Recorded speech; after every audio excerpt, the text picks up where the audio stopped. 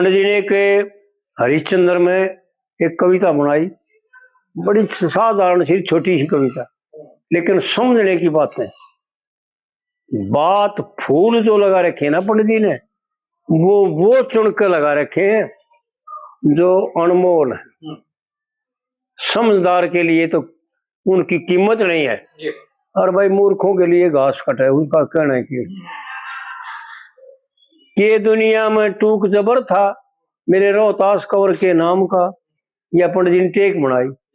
भाई दुनिया दी हुई थी, मेरा भी एक बेटा रह जाए जी जाए। सदा दुखिया के दुख हारू था, और मैं अधर्म ते बहुत डरू था। ऐसा है ना, सदा दुखियों के दुख हरू था, मैं अधर्म ते बहुत डरू था। जो इंसान अधर्म से डरते हैं वो ही धर्म में प्रवृत्त हो सकते हैं, नहीं तो नहीं हो सकते।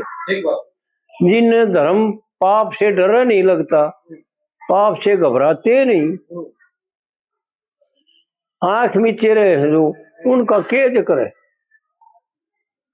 सदा दुखिया के दुख हारू था, मैं अधर्म तो बहुत डरू था, और कदे अवधपुरी में राज करूं था, आज मेरा दर्जा बनया गुलाम।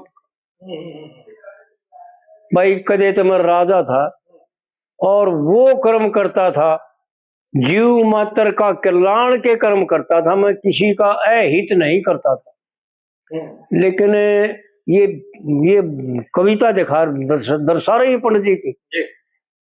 सदा दुखिया के दुख हारू था, और मैं अधर्म ते बहुत डरू था। ऐसा है ना। और कदे अवधपुरी में राज करूं था, आज मेरा दर्जा बनया गुलाम का। भाई आज तो मैं नौकरी करूं, मैं पुराना गुलाम हो रहा। लेकिन ये दिखा रहे हैं, हरिश्चंद्र को माध्यम बना करके पंडित जी ये दर्शा रहे हैं कि मनुष्य मात्र का क्या कर्म है, क्या करना चाहिए, क्या सोचना चाहिए, क्या देखना चाहिए। जो हम देख रहे हैं वो, और जो हम सुन रहे हैं वो, और जो हम कर रहे हैं वो केवल नरक का रास्ता। इसमें एक मासा भी कल्याण का कोई साधन नहीं है, कोई चिन्ह नहीं है। कोई भी एक सेकंड भी चैन नहीं मिलेगा। सारी जिंदगी तड़पते तड़पते निकल जाएगी। ये ना हुआ, वो ना हुआ, यो ना करूं, वो ना करूं, सारा जीवन बीत जाएगा कलेश हम पड़े पड़े। क्योंकि मन की इच्छाएं जो है ना पूर्ण ना हो। जी बिल्कुल ठीक। तो आड़ पंडित जी यूं दर्शा रहे हैं कि क्या करना चाहिए, इंसान का क्या धर्म है।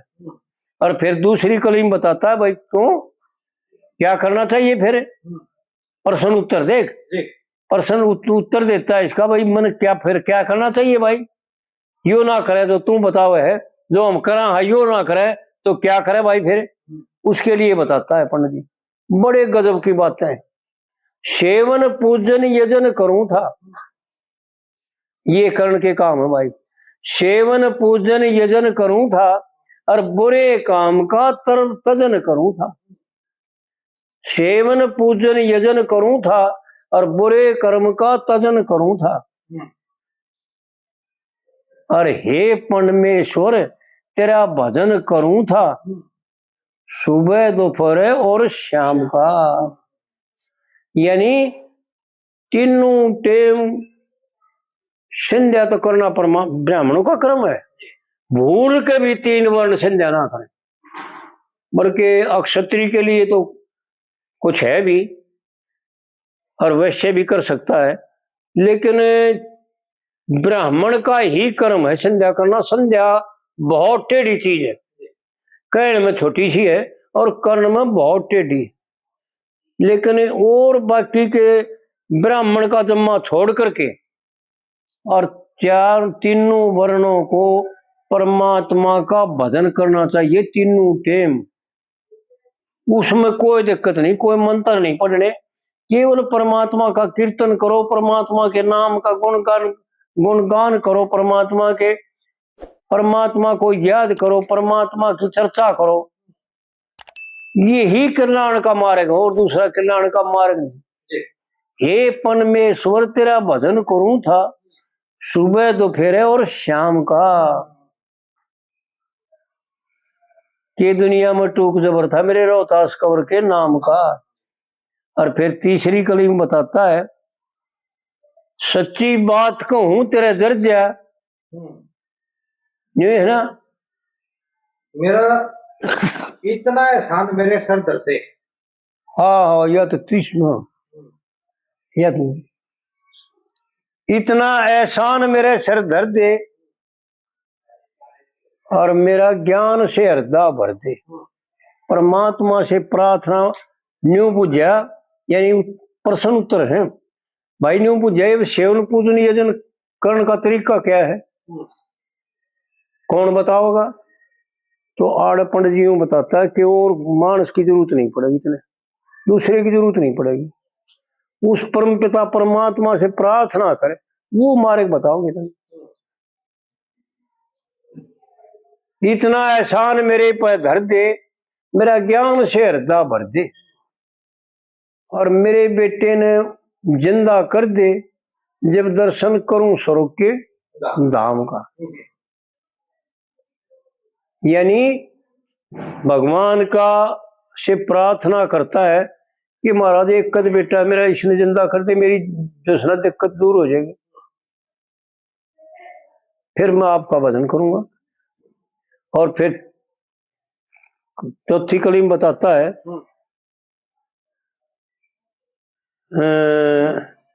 साची कहूं तेरे सब दर्ज, साची कहूं तेरे सब दर्ज और मेरे सिर उस भंगी का कर्जा। भाई मैं तो कर्जदार हो रहा हूं, कर्जदार कोई भी हो। और ये भाइयों को बता दें, ध्यान रखें कि जीव मात्र कर्जदार है। कदे कोई चौड़ा हो रहा हो अपने आप में नहीं मानना है भाई मैं मेरे किसका कर्जा है। जीव मात्र कर्जदार है, वृक्ष भी कर्जदार है, इसलिए हमारे को फल देते हैं, फूल देते हैं, पत्ते देते हैं और लकड़ी देते हैं। ये जल भी कर्जदार है। जो परमात्मा की रचना है वो सब की सब एक दूसरे का करे बिना कर्जदार है। और यो जो मनुष्य शरीर है ना, यो तो 5 कर्ज तो न्यारे हैं, इनसे न्यारे।